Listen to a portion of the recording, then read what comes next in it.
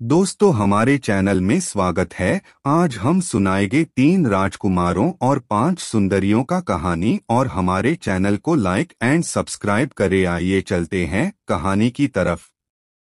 शहरजाद की कहानी रात रहे समाप्त हो गई तो दुनियाजाद ने कहा, बहन यह कहानी तो बहुत अच्छी थी, कोई और भी कहानी तुम्हें आती है? शहरजाद ने कहा कि आती तो है, किंतु बादशाह की अनुमति हो तो कहूं। बादशाह ने अनुमति दे दी और शहरजाद ने कहना शुरू किया। खलीफा हारून रशीद के राज्य में बगदाद में एक मजदूर रहता था।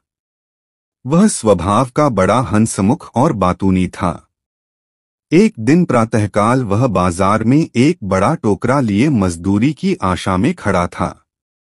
कुछ देर बाद एक परम सुंदरी स्त्री, जिसके मुंह पर जाली का नकाब पड़ा हुआ था, वहां आई और मुस्कुराकर मजदूर से कहने लगी कि अपना टोकरा उठा और मेरे साथ चल। मजदूर अच्छी मजदूरी मिलने की आशा और स्त्री के मधुर व्यवहार से प्रसन्न होकर उसके साथ चल दिया। वह इस बात से बहुत ही प्रसन्न हुआ कि सुबह सुबह ही अच्छा काम मिल गया था। कुछ दूर जाकर स्त्री ने एक मकान के सामने खड़े होकर ताली बजाई। कुछ देर में एक सफेद लंबी दाढ़ी वाले ईसाई ने द्वार खोला। स्त्री ने उसे कुछ रुपए दिए और ईसाई बूढ़े ने उसका आशय समझकर घर के अंदर से उत्तम मदिरा का एक घड़ा उसे दे दिया। स्त्री ने घड़ा मजदूर के टोकरे में रखवाया और बाजार में आ गई। बाजार में उसने बहुत सी वस्तुएं खरीदी। इनमें स्वादिष्ट फल यथा सेब, नाशपाती आदि तथा भांति भांति के सुंदर सुगंध वाले फूल, इत्र, स्वादिष्ट अचार, चटनियां और मुरब्बे, मांस, सूखे मसाले आदि घूम घूम कर कई दुकानों से खरीदे। इतनी चीजें उसने ली कि टोकरे में बिल्कुल जगह न रही। मजदूर कहने लगा, अगर मुझे मालूम होता कि आप इतना सामान खरीदेंगी तो मैं अपने साथ एक घोड़ा बल्कि ऊंट रख लेता। खैर, मजदूर टोकरा उठाकर स्त्री के साथ चला। काफी दूर जाने के बाद वे दोनों एक विशाल भवन के पास पहुंचे, जिसके शिखर बड़े सुंदर बने थे और दरवाजे हाथी दांत से निर्मित थे। स्त्री ने दरवाजे के आगे खड़े होकर ताली बजाई। दरवाजा जब तक खुले तब तक मजदूर सोचता रहा कि न मालूम यह स्त्री घर की नौकरानी है या मालकिन। इसके साथ सिंगार से तो यह नहीं मालूम होता कि यह नौकरानी होगी। कुछ ही देर में एक स्त्री ने दरवाजा खोला। मजदूर उसका अनुपम सौंदर्य और मनोहारी भाव देखकर बेसुध-सा होने लगा और सामान से लदा टोकरा उसके सिर से गिरने गिरने को होने लगा। जो स्त्री उसे बाजार से लाई थी वह कौतुक पूर्वक उसकी बदहवासी का तमाशा देखने लगी, लेकिन घर के अंदर से आई हुई स्त्री ने उससे कहा, तू खड़ी खड़ी क्या देख रही है? यह बेचारा सामान के भार से दबा जा रहा है। तू जल्दी से इसे अंदर ले जा और इसका सामान उतरवा। मजदूर अंदर गया तो दोनों स्त्रियों ने अंदर से दरवाजा बंद कर लिया और उसे लेकर एक बड़े मकान में आई। इसके खंभे कीमती लकड़ी के बने थे और एक बड़ा कक्ष था जिसके चारों ओर दालान थे। दालान में एक और बैठने का स्थान था जहां पर बहुत से मूल्यवान नर्म आसन बिछे थे और सुविधा के भांति भांति के मूल्यवान पात्र रखे हुए थे। सबके बीच में चंदन और अगर की लकड़ी का बना एक बड़ा सिंहासन था। उस पर एक बहुत ही मूल्यवान आसन पड़ा था जिसमें चारों ओर मोतियों और माणिकों की झालर लटक रही थी।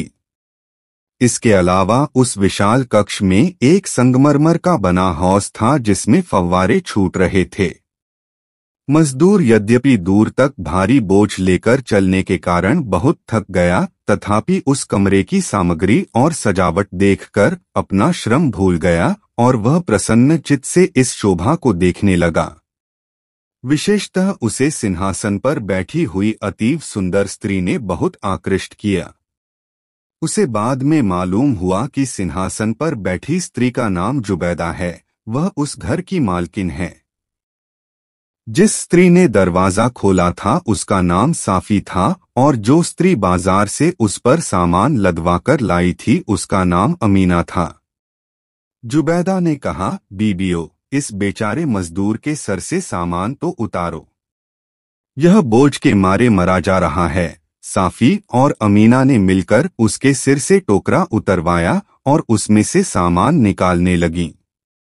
जुबैदा ने उसे इतना पैसा दिया जो उसकी साधारण मजदूरी से कहीं अधिक था। वह आशा से अधिक मजदूरी पाकर खुश तो बहुत हुआ, लेकिन उसका मन वहां की वस्तुओं में इतना लगा था कि वह वापस न हुआ।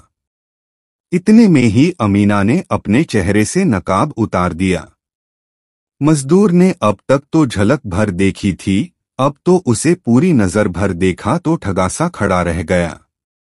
उसे यह देखकर भी आश्चर्य हुआ कि यद्यपि घर में 3 स्त्रियां ही थीं, तथापि खाने पीने की सामग्री इतनी थी जो 30 व्यक्तियों को काफी होती। मजदूर वहां से न हटा तो जुबैदा ने पहले तो सोचा कि वह कुछ देर और सुस्ताना चाहता है, लेकिन जब उसे बहुत देर हो गई तो उसने कहा कि क्या बात है, तू जाता क्यों नहीं? क्या तुझे मजदूरी कम मिली है?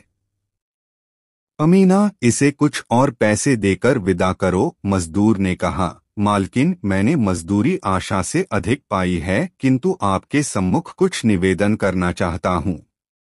मैं जानता हूँ कि जो मैं कहना चाहता हूँ वह मेरी उद्दंडता है, किंतु मुझे आशा है आप मुझे क्षमा करेंगी और मेरी बातों पर नाराज नहीं होंगी। मुझे यहाँ बहुत सी बातें आश्चर्यजनक लग रही हैं। मैंने आप जैसी रूपवती कोई भी महिला नहीं देखी। मुझे यह देखकर भी बड़ा आश्चर्य हुआ है कि यहाँ कोई पुरुष नहीं है। बगैर पुरुष के स्त्रियों का रहना और बगैर स्त्रियों के पुरुषों का रहना दोनों ही बहुत अजीब बातें हैं। मजदूर बातूनी तो था ही, इसलिए बोलता चला गया। उसने बगदाद नगर में प्रचलित तरह तरह की कहावतें सुनाईं। इनमें से एक यह थी कि जब तक 4 व्यक्ति एक साथ भोजन न करें भोजन में स्वाद नहीं आता और खाने वाले तृप्त नहीं होते। उसका आशय यह था कि उन स्त्रियों के बीच में वही पुरुष और दूसरे उन 3 के अलावा चौथा व्यक्ति भी वही है, इसलिए भोजन के समय उसे भी खाने के लिए बिठा लिया जाए।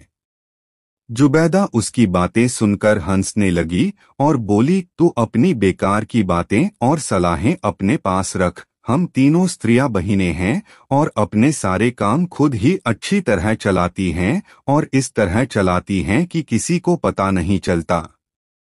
हम लोग नहीं चाहते कि कोई हमारे भेद को जाने। मजदूर ने कहा, मेरी मालकिन, आप तो अत्यंत चतुर और बुद्धिमती हैं, लेकिन आप मुझे भी निरक्षर और गवार न समझें। यह तो भाग्य की बात है कि मुझे पेट पालने के लिए मजदूरी करनी पड़ती है, वरना मैंने बहुत सी इतिहास और ज्ञान की पुस्तकें पढ़ी हैं। आप कहें तो आपको एक कहावत आपकी सेवा में उपस्थित करूं। यह कहावत है कि बुद्धिमान को चाहिए कि चतुर व्यक्ति से अपना भेद न छुपाए, क्योंकि चतुर व्यक्ति को किसी का भेद छुपाए रखना आता है। अगर आप मुझ पर अपना कोई भेद प्रकट करेंगी तो वह ऐसा ही होगा जैसे कोई चीज किसी कमरे में बंद करके ताला लगा दिया जाए और ताले की चाबी खो जाए।